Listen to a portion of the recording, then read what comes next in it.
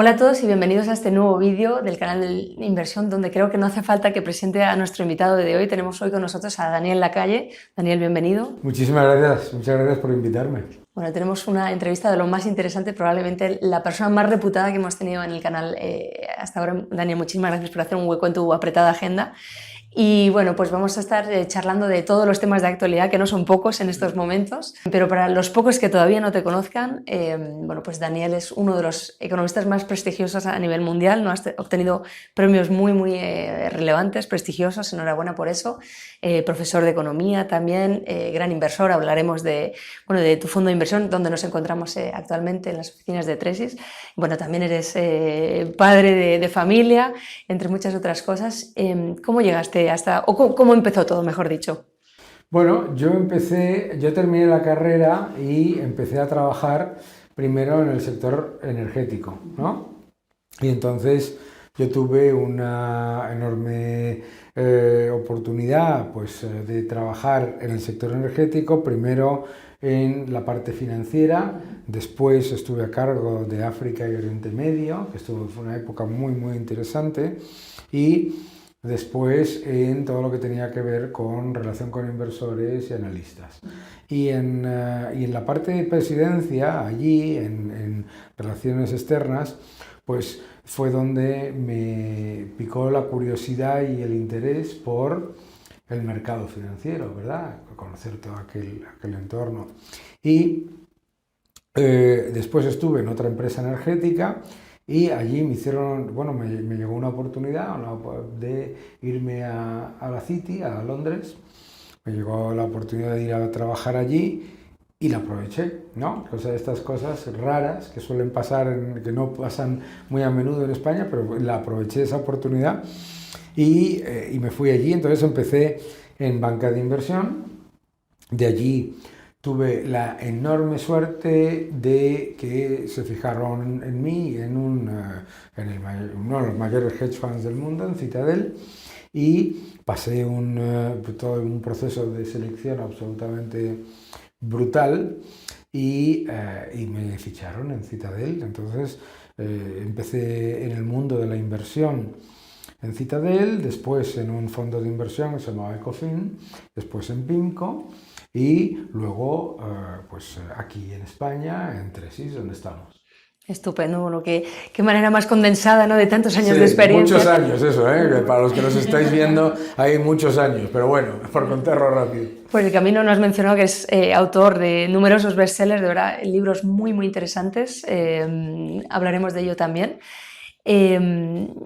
Pues comencemos con el sector energético, puesto que es como tú comentaste. Lógicamente estamos ahora, por suerte hemos tenido un invierno que no ha sido demasiado frío, que no hemos tenido ese cold spell que tanto se temía, y sé que tú eres muy crítico con la situación por la que hemos atravesado y piensas que somos un poco como pues todo lo que está pasando, que es a raíz de que hemos sido demasiado optimistas en la Unión Europea con todas esas posibilidades de energías renovables. Si nos quieres contar tu punto de vista, que me parece muy interesante al respecto.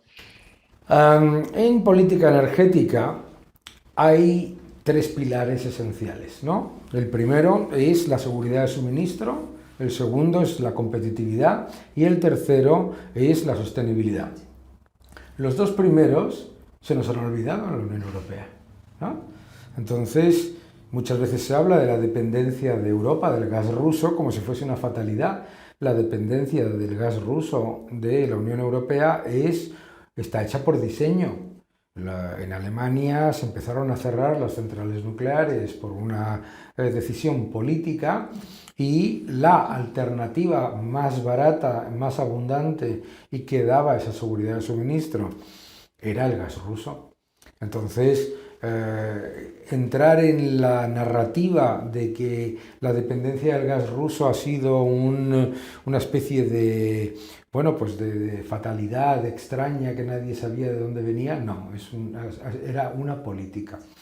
Y aquí se ha olvidado la seguridad de suministro, se ha olvidado la seguridad jurídica, el riesgo regulatorio es una constante en la Unión Europea y en España, y además se ha olvidado la competitividad.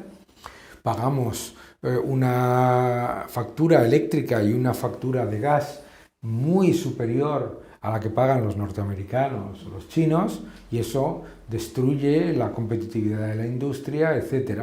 Entonces, ¿qué es lo que ocurre? Pues lo que termina ocurriendo es que en vez de hacer una transición energética liderada desde la industria, desde la innovación, desde la competitividad, desde la competencia, lo que se ha hecho es a través del diseño político. Y el diseño político siempre termina dando pues, estos problemas en los que terminamos, en los que se tiene que disfrazar, ¿no? Y ahora pues ha aumentado un 85% las importaciones de gas natural licuado ruso en España, y te intentan justificar que eso no es de Rusia, sino de una empresa rusa que no es la empresa estatal, bla, bla. Bueno, mucho bla, bla. Y poco de esos tres pilares, ¿no? Hay que desideologizar la energía, y aquí se ha entrado en cosas absolutamente increíbles, ¿no? En Europa, en Francia o en Finlandia, la energía nuclear es de izquierdas, ¿no? Aquí se supone que es de fachas, ¿no?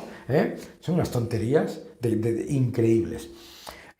Y yo creo que lo que hay que tener es un mix energético competitivo, un mix energético eficiente y que dé seguridad de suministro. Entonces yo creo que vamos mal, porque además, ante la evidencia del error, en vez de decir, bueno, pues hemos cometido un error, vamos a subsanar aquellas cosas que son gestionables de esos errores, pues lo que se ha hecho ha sido decir, no, vamos a doblar la apuesta a las equivocaciones, y en eso estamos. Entonces vamos a pasar de depender del gas ruso a depender del gas ruso y del litio, el cobalto, las tierras raras chinas.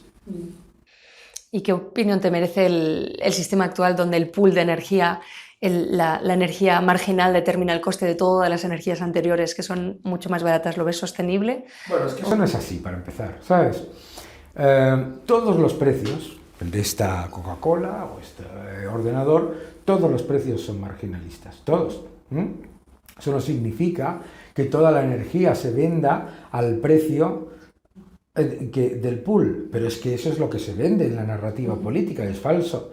El 80% de la energía se vende en contratos a largo plazo, que están cerrados con distribuidores a precios muy inferiores, ¿no? Entonces, el sistema marginalista es el único sistema de precios en todo, en el supermercado, en los coches, en lo que tú quieras. Es el único sistema que garantiza que haya energía cuando le das al botón. La gente se cree que darle al botón y que se enciende la luz es algo normal, pero es algo absoluta y totalmente increíble, porque tienes que tener toda una red funcionando todo el tiempo, que no es tan sencillo, ¿verdad?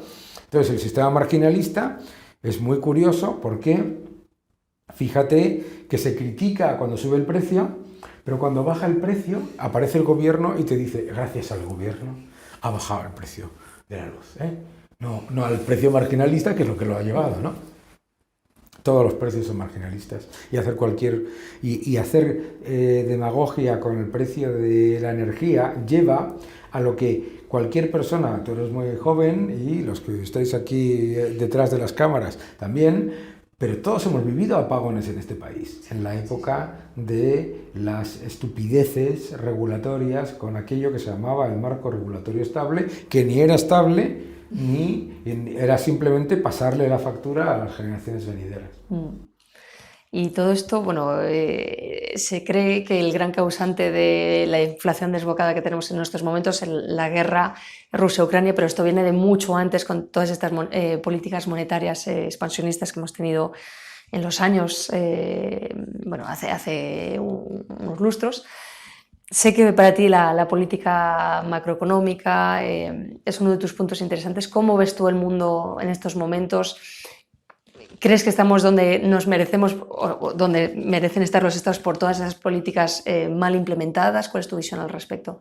Bueno, estamos viviendo la resaca de los estímulos. Eso que la gente llama estímulos no deja de ser incentivar burbujas, y eso luego pincha. Y cuando pincha, la gente se asusta, se preocupa, pero nunca le echa la culpa a la causa, sino a la consecuencia. Las materias primas no suben la inflación. Las materias primas son una consecuencia de la inflación. En Europa, antes de que hubiese ninguna invasión de Ucrania, la inflación ya era más del doble del objetivo del Banco Central Europeo antes de que hubiese ninguna invasión de Ucrania. Y en cualquier caso, un precio puede subir por un factor exógeno, 2 o 3, pero no todos. Lo único que hace que todos los precios suban al unísono, los precios agregados suban al unísono, es la destrucción del poder adquisitivo de la moneda. Y eso solamente se hace aumentando mucho más la cantidad de dinero comparado con el crecimiento del Producto Interior Bruto. Y en tu opinión, o sea, porque a raíz de la pandemia, al menos en Estados Unidos, es cuando mayor masa monetaria hubo, el aumento fue increíble.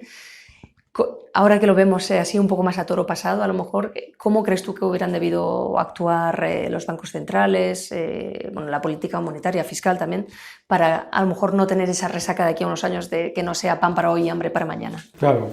Bueno, lo primero que no tendrían que haber hecho es tomar medidas monetarias de un calibre tan brutal para algo que no tenía absolutamente nada que ver con un problema de crédito o de liquidez. O sea, ante el cierre forzoso de la economía por decreto, por decisión gubernamental, decidir literalmente inundar la economía de dinero para nada no tiene ningún sentido. ¿Sabes? Es como si yo te digo pues que te encierro en tu casa y te empiezo a conceder préstamos. Y digo, ¿para qué quiero yo el préstamo si estoy encerrado en mi casa? ¿Sabes? Es una tontería de tal calibre que pasará los años y la gente lo analizará y dirá, pero ¿estos qué hicieron? ¿Verdad? Lo que pasa es que cuando se hace, suena muy bien, ¿no? Porque dices, oh, los bancos centrales esta vez sí que han respondido, ¿no? Ah, sí, pues toma la consecuencia. O sea, pues es muy complicado decirle a los gobiernos en particular que la solución no es, la solución a un problema de exceso no es más exceso. Es muy difícil, ¿no? Claro, el que viene y pincha la burbuja, pues se enfada la gente, pero lo que se hizo fue una aberración económica absoluta. Todavía mayor el hecho de que cuando la economía se reabre y además se ha multiplicado el gasto público, que significa un shock de demanda, se mantienen esos estímulos durante un año. Están locos, ¿sabes? Y claro, pues a los que tenía la oportunidad de hablar con Steve Hanke esta tarde y toda la gente que lo avisó, ¿no? Pues ahora se te ningunea, ¿no? Yo escribí un artículo en marzo de 2020 diciendo estos estímulos van a generar inflación en el sitio equivocado, la estanflación, y ahora estamos ahí. Bueno, pues nada, usted quería tipos negativos, quería alta liquidez, quería gastar sin control, he aquí la consecuencia. Y has hablado de eso, de estar encerrados. ¿Crees que tendemos hacia una desglobalización donde cada vez veamos más proteccionismo en las economías o que será algo tal vez solo pasajero? No, yo creo que el aumento del proteccionismo es estructural. Y fundamentalmente porque si lo miras desde el punto de vista de la historia de la humanidad, el periodo maravilloso que hemos tenido de cooperación global, de apertura, apertura de barreras y eliminación de barreras al comercio, etc., en realidad es una anécdota en la historia. Y es así de triste. Entonces, el proteccionismo solo protege al gobierno, ¿no? Porque el proteccionismo siempre viene con una promesa completamente falsa, ¿no? Que es vamos a importar menos de X y nos va a ir mucho mejor.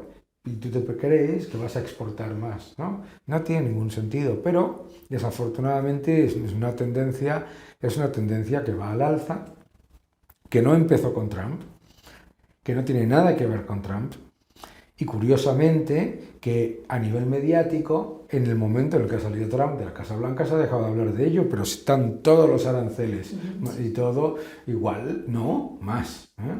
Sí, no, de ahí la pregunta precisamente. ¿Y crees que el hecho de que bueno, pues estemos tendiendo a más proteccionismo hará que a lo mejor en el futuro los bancos centrales ya no estén tan sincronizados como lo pueden haber estado en el pasado y que tomen decisiones más independientes? ¿O seguiremos viendo una cierta sincronía?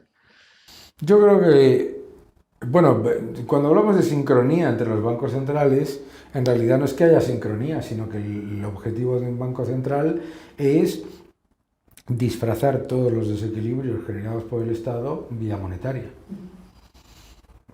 La independencia de los bancos centrales no es que esté cuestionada, está ampliamente criticada, ¿verdad? Entonces, no es que haya sincronía, es que están haciendo lo mismo, que es disfrazar los desequilibrios estructurales estatales vía monetaria, ¿no? Claro, es mucho más sencillo para un gobierno disparar el déficit y monetizarlo y decir que la inflación es culpa de los supermercados que hacer recortes, ¿verdad? Así que... Recientemente comentabas que bueno, pues pensabas que en Latinoamérica, Centroamérica tal vez, podrían haber sacado gran partido de todo lo que está pasando en Europa con la invasión de Ucrania, pero que crees que han perdido la oportunidad de poder hacerlo. Para que no hayan leído tu hilo en Twitter, si lo puedes explicar, porque tenemos una gran parte de la comunidad que está allí para que entiendan el porqué y también a lo mejor dar un poco de una de luz de cómo podrían a lo mejor mejorar si hay algún policymaker que nos esté escuchando en estos momentos. Nadie que conozca Latinoamérica, nadie que haya viajado a Latinoamérica duda del increíble potencial que tienen todos esos países. Nadie lo duda. Pero claro, cuando lo que estábamos comentando ahora, disfrazar los desequilibrios estatales vía monetaria, se convierte en una política generalizada en países en los que la demanda de la moneda local está reduciéndose. Entonces el problema de la inflación y el problema del déficit estructural y de la pobreza, etcétera, se mantiene. O sea, ¿cuál es la solución para Latinoamérica? Inversión, inversión, inversión e inversión. La idea de que la solución para Latinoamérica se aparece muchas veces que cuando vas a algunos países de Latinoamérica que miran lo que ha pasado en Venezuela y en Argentina y dicen, qué buena idea, si lo hago yo va a salir bien, ¿no? O sea, no piensan que lo que se ha hecho en Argentina ha sido un fracaso de proporciones monumentales por la política, sino que dicen, no, es que si esa política la lleva a cabo mi partido en mi país, eso va a funcionar. Y no funciona, claro.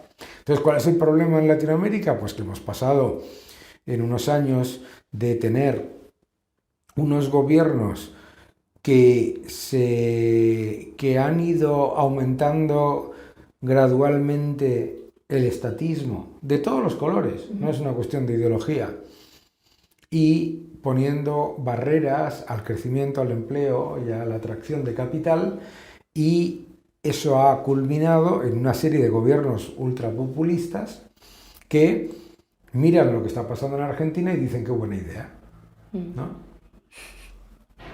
Y es una pena, la verdad es que es una pena. ¿Qué es lo que deberían hacer? Lo contrario. Pero es mucho más fácil políticamente utilizar el chivo expiatorio y decir que los problemas de Colombia o de Chile o de Brasil son por culpa de los ricos o de los americanos se utiliza mucho, de los americanos o de los mercados o del capitalismo, cuando llevan aumentando el estatismo cada vez más. Es muy fácil, ¿no? Y claro, el problema es que ahora que debería estar Latinoamérica debería ser ahora la región que más crece con los retos de la guerra de Ucrania. Tiene todo lo que Ucrania y Rusia no están pudiendo poner en el mercado. Tienen todo lo que demanda el mundo y sin embargo deciden democráticamente, y yo no estoy en contra de cada uno, oye, que haga lo que quiera, deciden democráticamente dispararse en el pie. Y es un disparo en el pie generalizado, o sea, es un disparo, es una locura lo que está ocurriendo, sobre todo con la evidencia, no solamente de Argentina o de Venezuela, que suena como siempre habláis de Argentina y de Venezuela, no, Turquía, Irán, donde quieras. O sea, no existe el concepto de la magia monetaria y de la idea de que esta idea completamente ridícula neo-keynesiana de que es el gasto público el que lidera el crecimiento económico. Para nada. Como está demostrado aquí y en todos lados, ¿no? ¿Te gusta más entonces la escuela austríaca de pensamiento en ese sentido? La escuela austríaca lo que tiene, por lo menos, es el factor clave que es el de la honestidad.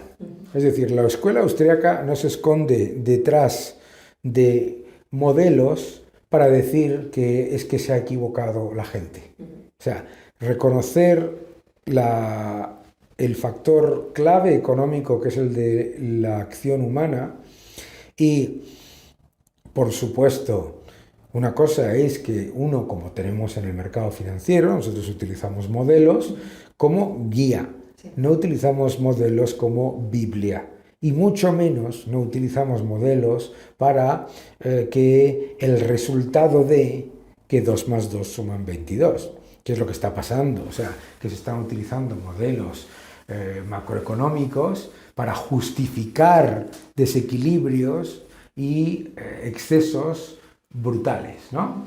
Y entonces, claro, ya pues se está desvirtuando completamente.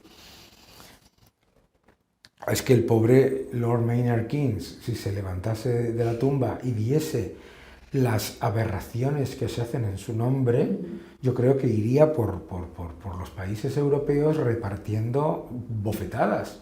O sea, aquí ha habido una decisión consciente por parte de toda una parte de la mal llamada academia, porque eso no es ser académico, eso es ser vendido del gobierno, que tiene como único objetivo que cualquier y todo desequilibrio gubernamental esté justificado y a costa del sector privado, ¿no? Pues te voy a llevar a temas más de actualidad, si te parece. Ahora que dejamos atrás a los economistas del siglo pasado. Bueno, en estos momentos estamos viviendo, no sabría si describirlo de crisis bancaria o no. Bueno, pues yo creo que todo el mundo estará más o menos al corriente de lo que ha estado pasando en los últimos días, las últimas semanas. ¿Tú crees que podríamos llegar a una situación como la que se vivió en el 2008 o que estamos ahora mejor preparados que por aquel entonces? Es una buena pregunta porque hay muchos factores que nos indican que estamos mejor preparados y estamos mucho mejor preparados, magníficamente preparados para afrontar la crisis del 2008. Pero es que estamos en 2023. Claro, normalmente lo que suele pasar es que nos preparamos fantásticamente para que no vuelva a ocurrir una burbuja inmobiliaria o que no vuelva a ocurrir una burbuja .com o un tequilazo o algo así, ¿vale? Pero las crisis se manifiestan de distintas maneras y sobre todo, ¿qué es lo que ocurre? Que muchas veces, no muchas, sino todas, esas crisis se les pone un nombre como una causa, ¿no? La crisis de Lehman, como si Lehman fuese la causa, ¿no? En vez de un síntoma, ¿de acuerdo? La crisis inmobiliaria, como si el inmobiliario fuese la causa y no un síntoma. Al final el síntoma siempre es el mismo, mucha más cantidad de dinero yendo a activos relativamente escasos y generando un exceso que se acumula lentamente y en un momento dado salta. Y otro tema también muy de actualidad, las pensiones, con la reforma de las pensiones en Francia en estos momentos, que bueno, pues hay un aumento de la edad de jubilación a una edad que no llega ni siquiera a la edad mínima de jubilación en España en estos momentos. ¿Crees que es algo que veremos como un fenómeno a través de Europa o crees que por el momento está contenido a Francia y que no habrá un cierto contagio en ese sentido? No, los que vean las imágenes de lo que está pasando en Francia están viendo el futuro, es como si estuvieran viendo una película de ciencia ficción de estas predictivas, que las hay. Claramente, o sea, el sistema de pensiones que se ha impuesto es un sistema profundamente injusto y total y absolutamente insostenible. Las estimaciones de FEDEA del sistema de pensiones español con la última reforma son que el sistema generará en 2030-2040 un nivel de déficit de prácticamente 4 puntos del Producto Interior Bruto. Sí, son palabras mayores. Claro, entonces cuando dicen, no, las pensiones están garantizadas, ¿en qué? Y sobre todo, ¿cómo? ¿No? Pues, ¿están garantizadas? Sí, o sea, te van a pagar una pensión a ti, que eres más joven que yo, y a mí más y a ti menos, pero a los dos muchísimo menos. A los dos muchísimo menos. Y en términos reales, todavía menos. Claro que te van a pagar una pensión, pero ¿en qué? ¿No? En papelitos cada vez más devaluados y que tengan menor poder adquisitivo.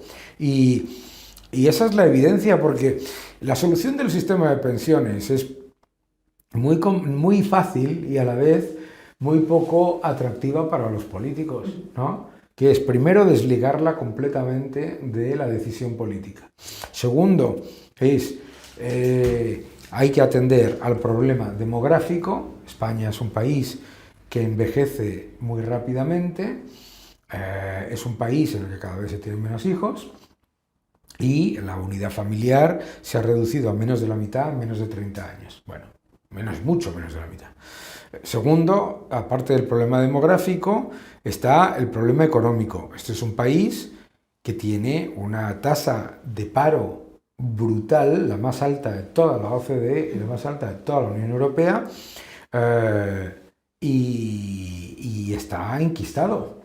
Y está enquistado, o sea, y cada gobierno llega y te cuenta su cuento chino de cómo ha mejorado el empleo, pero los datos, la evidencia es que se reducen las horas trabajadas y que el número de personas desempleadas, si tú ves el número de personas demandantes de empleo en junio de 2018 y en febrero de 2023, hay 100 y pico mil más.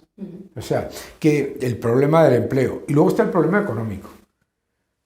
Porque todos esos factores se pueden mitigar si eres una potencia internacional de atracción de inversión y atracción de capital. Pero si encima vas y echas al capital y a la inversión que podría venir, claro, o sea, un país que envejece mucho y en el que hay mucho paro, solamente puede pagar las pensiones, por mucho que le moleste muchísimo a ciertos políticos, teniendo muchos más ricos, no muchos menos, o quitándole el dinero. O sea, no puede hacer otra cosa y atraer mucha más inversión. Y eso, pues ninguna de esas tres cosas están haciendo. Estupendo, pues esto es un maravilloso hilo conductor para lo que quería abordar ahora, que es el tema de las inversiones, que es lo que solemos tratar aquí más habitualmente en el canal. Bueno, pues el año 2022, ¿no? Un año horribilis para la mayor parte de los activos, lógicamente hay excepciones. ¿Cómo ves tú el 2023, ¿no? Que se suele decir que la bolsa es un indicador temprano de la economía real, pero en estos momentos pues la bolsa no deja entrever si vamos a rebotar o realmente vamos a comenzar una recesión profunda? ¿Cómo ves tú con tu bola de cristal? No, mi bola de cristal, hombre, no lo sé. Hombre, yo creo que hay tendencias que son muy evidentes, ¿no? El inversor medio en España y en el mundo se ha acostumbrado durante tantos años a un proceso constante de expansión de múltiplos, ¿no? las acciones se hacían más caras aunque los resultados no fuesen particularmente buenos, y los bonos se hacían más caros aunque la solvencia y la liquidez no mejorasen. Y eso se acabó. Y además toda esa gente que está como gato panza arriba, quejándose y esperando que la Reserva Federal cambie y empiece a bajar los tipos y a aumentar la liquidez, es que eso se ha acabado incluso si eso pasa. Porque si la Reserva Federal cambiase el tono, y sería porque hay una contracción de la demanda agregada brutal, es decir, una crisis. Entonces, yo creo que hay oportunidades de inversión a largo plazo, como siempre, pero que no puedes contar con ese buy the dip, que todos los que estáis viendo habréis escuchado tantas veces, o el don't fight the Fed, o hay que comprar cosas con mucha beta porque suben mucho, y todo eso que es, bueno, pues en Citadel lo llamábamos calorías vacías. Y que las calorías vacías, igual que te hacen sentir muy bien cuando las comes, luego pues te hacen pasar una mala noche de dolor de estómago, y estamos en medio del dolor de estómago. O sea, no vamos a tener expansión de múltiplos bajo ningún concepto. Pero una persona que nos esté viendo que diga, bueno, son momentos difíciles, pero yo quiero dar el paso y comenzar a invertir, ¿cómo sugerirías tú que puedan empezar? Yo les diría a la gente que hay una tendencia que nos llega, a mí me ha llegado toda la vida, desde que estoy en gestión, que es la gente que dice, no, es que yo tengo un portafolio de papel en una hoja de Excel que va estupendamente. Gracias, ¿no? Ken Griffin, el dueño de Citadel, decía, paper profits go to the bin, ¿no? Los beneficios de papel van a la papelera. Hay que jugarse el dinero. Hay que empezar a invertir. ¿Que tienes poco dinero? Hay que empezar a invertir con poco dinero. Y además, empezar a invertir con poco dinero es muy bueno. ¿Por qué?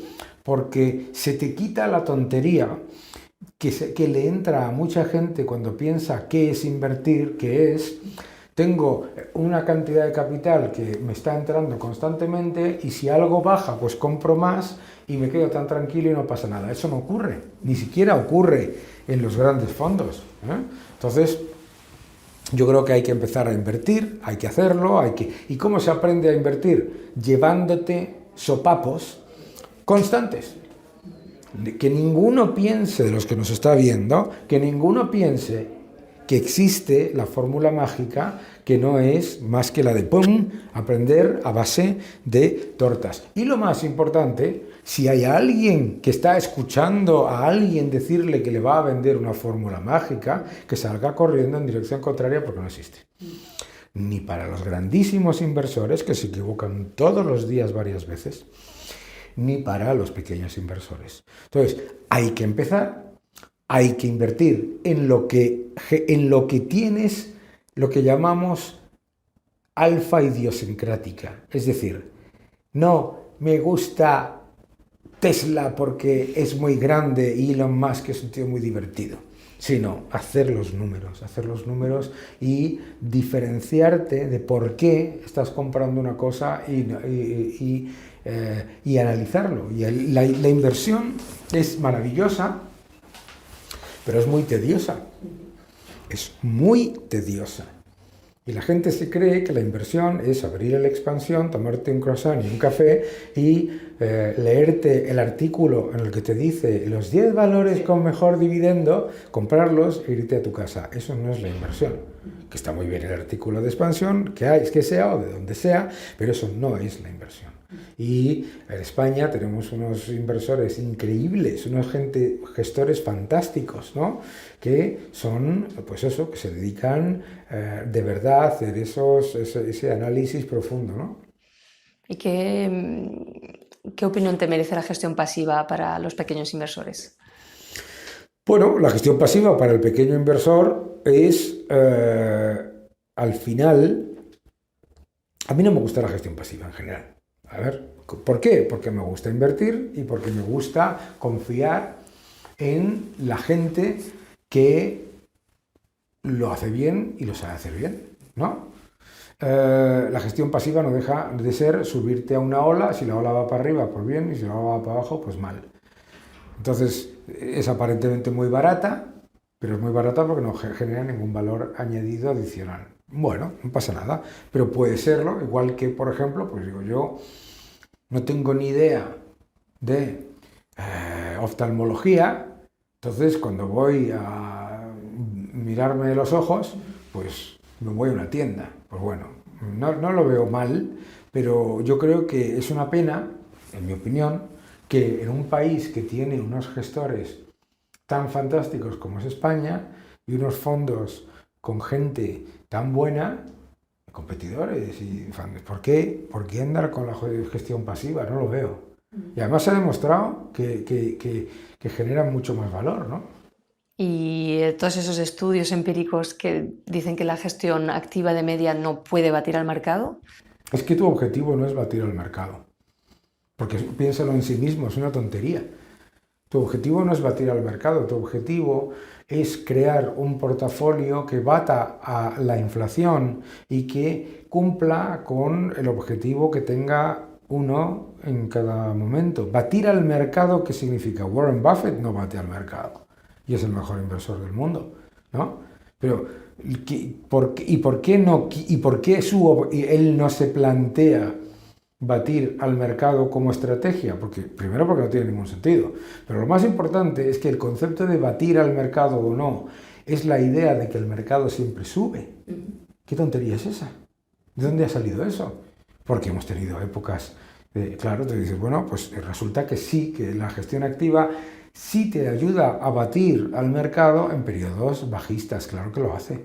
Y por eso se hizo famoso, precisamente, con toda la razón y con toda la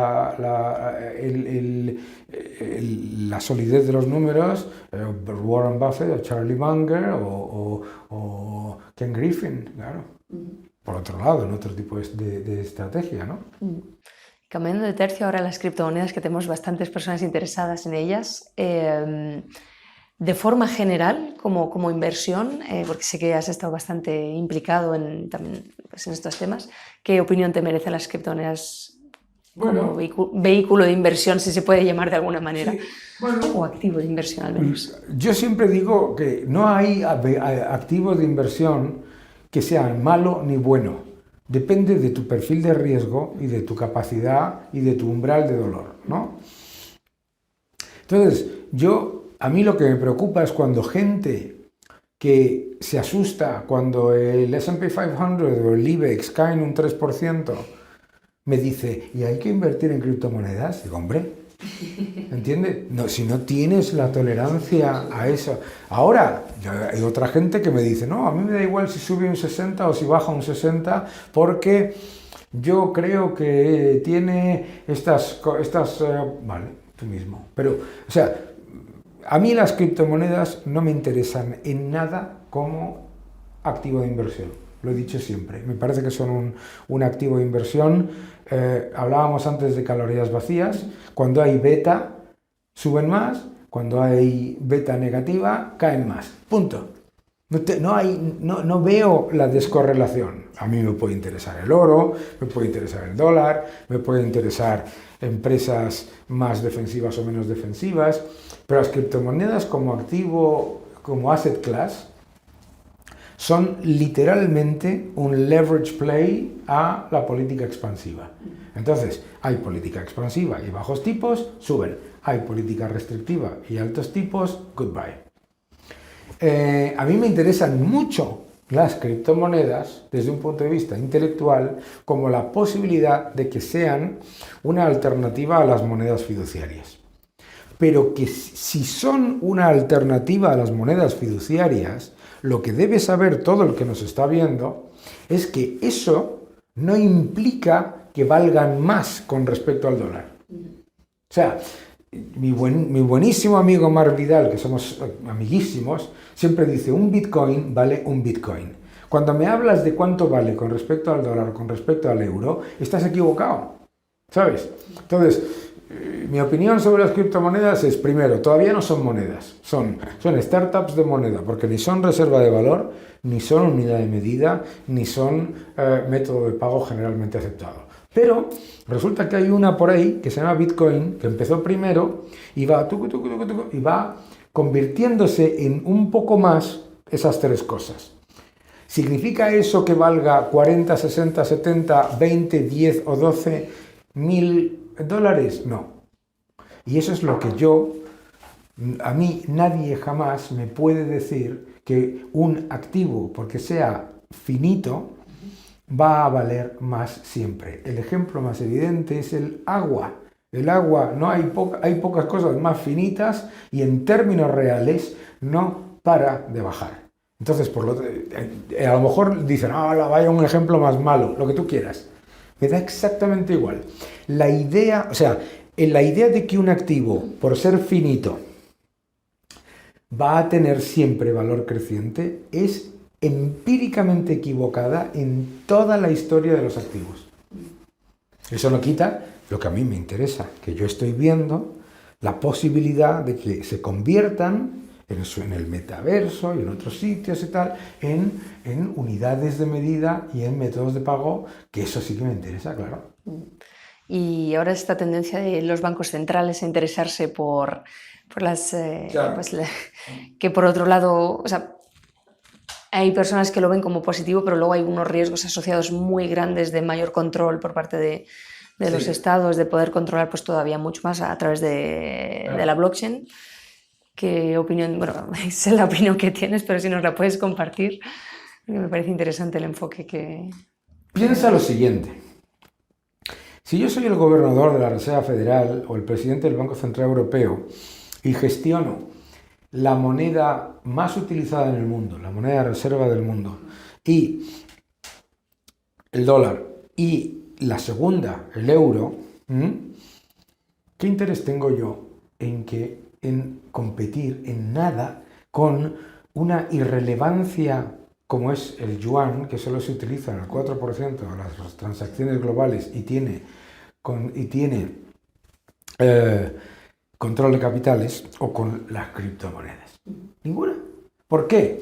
Porque si yo gestiono el dólar, soy la Reserva Federal, gestiono el dólar, y sé que mi objetivo es que el dólar siga fortaleciéndose como reserva de valor y fortaleciéndose su poder adquisitivo, no tengo competencia. Y además me voy a cargar a toda la competencia. Fíjate cómo lo ha demostrado la Reserva Federal. Empieza a subir tipos, se llevó por delante todas las veleidades de los demás. Entonces, ¿por qué quiero yo tener una moneda digital? Porque mi objetivo no es que mi moneda mantenga o aumente su reserva de valor o mantenga o aumente su poder adquisitivo, sino que mi objetivo es mantener mi cuota de mercado a toda costa. El riesgo ahí es que si tú lo piensas desde un punto de vista de trazabilidad, facilidad de transacciones, uso electrónico, etcétera, etcétera, no hace falta. Ya el dólar, el euro ya son digitales, ¿no? Pero las monedas digitales de los bancos centrales tienen un factor diferente. El primero es que lo pueden hacer fungible, que es, yo te pongo tu dinero y como veo como no te lo gastas, te lo quito, ¿vale? Muy peligroso eso. Tú me dices, ¡hala! ¿Cómo van a hacer eso? ¿Cómo van a hacer eso? Si lo controlan, lo pueden hacer perfectamente. Dos, que son vigilancia hecha moneda. Claro, el Banco Central hoy sabe qué pasa en el sector financiero, pero no sabe en qué te estás gastando tú tu dinero. No te puede penalizar porque has comprado un reloj o porque te has comprado más carne de lo que dice la Agenda 2030. Mucho cuidado con estas cosas. Lo más importante es, no existe ninguna lógica para que el dólar o el euro implementen una moneda digital. Ninguna. Interesante, yo creo que se ha entendido el mensaje. Ya para ir terminando, no hemos hablado de otro de los grandes pilares de inversión que tanto gustan en nuestro país, el sector inmobiliario, que está también en boca de todos ahora con las subidas de los tipos de interés. A mí me llegan muchas preguntas de la comunidad de ¿crees que vamos a conseguir hacer inversiones rentables en el sector, porque con los tipos de interés tan altos, ¿cómo ves tú la evolución del mercado inmobiliario? Pues yo creo que como en renta variable, como en renta fija, el error es pensar en el asset class. El error ahora, en época de contracción monetaria, lo siento mucho, como asset class general no funciona ninguno, ¿vale? Ahora, ¿eso significa que no haya oportunidades en inmobiliario, en algunos nichos específicos? Claro que las hay, claro que las hay, pero en general no.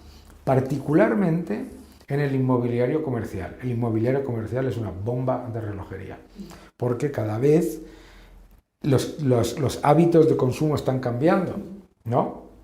Y cada vez hay menos gente que necesite oficinas, ¿no? Cada vez hay menos gente, etcétera. Esto es una anomalía. Esto donde estamos aquí ahora mismo es una anomalía. Entonces, yo creo que el inmobiliario como asset class, igual que la renta variable o la renta fija, están bajo presión y van a continuar bajo presión, obviamente. O sea, el inmobiliario que ha estado subiendo en época de cero inflación no te protege contra la inflación en periodos de alta inflación, porque la apreciación del activo ya ha ocurrido. Pero eso no significa que no haya oportunidades, igual que en renta variable, igual que en renta fija, igual que en criptomonedas. Lo que pasa es que todo eso que decimos muchas veces, lo escucharás constantemente de la gente de mercado. Hay que ser selectivo, ¿no? Bueno, pues sí, es que es una obviedad, pero es que hay que hacerlo. Es que hay que hacerlo. Entonces, creo que hay oportunidades en renta fija y también creo que hay oportunidades en inmobiliario, pero no son generales. Y ya que has mencionado las oficinas, yo me he quedado muy impresionante de la cantidad de personal que tenéis aquí. Si nos quieres detallar un poquito cómo funcionáis, qué tipos de activos, lo que nos quieras contar al respecto de... Bueno, Tresis es una sociedad de valores y también es una gestora. La sociedad de valores tiene un equipo comercial muy potente, tenemos una serie de productos que son fondos de fondos y tenemos todo un equipo de análisis que va valorando los fondos en los que invertimos. Nosotros lo que hacemos básicamente es que buscamos los mejores ahí fuera, ¿no? Y invertimos con ellos y les acompañamos. Y luego la gestora tiene productos especiales, fondos como Ladriza Global, ¿no? En el que invertimos específicamente productos nicho, hacemos carteras especiales, carteras para clientes especiales, etcétera, que nos piden algo a lo mejor pues muy específico y les damos un producto que atienda a sus necesidades. Y bueno, pues somos mucha gente porque nos vanagloriamos de tener un equipo de análisis y de inversión pues muy detallado y que busca, bueno, pues lo que te comentaba antes, hacer, ¿no?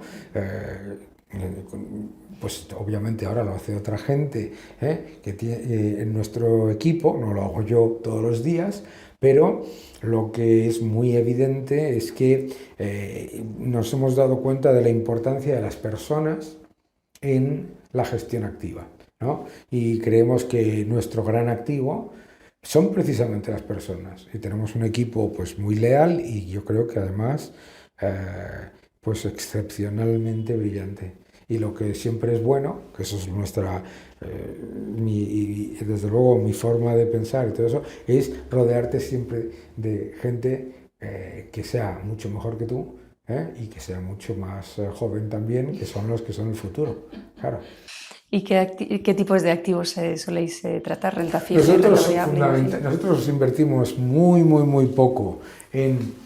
porque claro, son productos de elevadísima liquidez. Aquí nosotros vendemos productos en los que hay liquidez diaria. Entonces invertimos muy poco en private equity o en venture capital, poquísimo, pero invertimos fundamentalmente en renta variable, renta fija, materias primas y metales, pero vamos, fundamentalmente inversión lo que se llama plain vanilla. De acuerdo, estupendo. Pues ya lo hemos comentado de pasada, aparte de todas estas cosas que haces y sabes, también eres un gran divulgador, un gran autor. A mí no he leído todos los 11 libros, pero he leído bastantes de ellos. Si tuvieras que escoger uno de ellos, ¿qué crees para alguien que quiere comenzar a interesarse más por estos temas? ¿Cuál? Por la inversión. Sí. Hombre, vamos, es que muy sencillo. Para inversión, yo tengo 2 libros, ¿no? El primero, Nosotros los mercados, que explica un poco pues, lo que fue mi historia y mi experiencia en el mercado financiero antes y durante la crisis.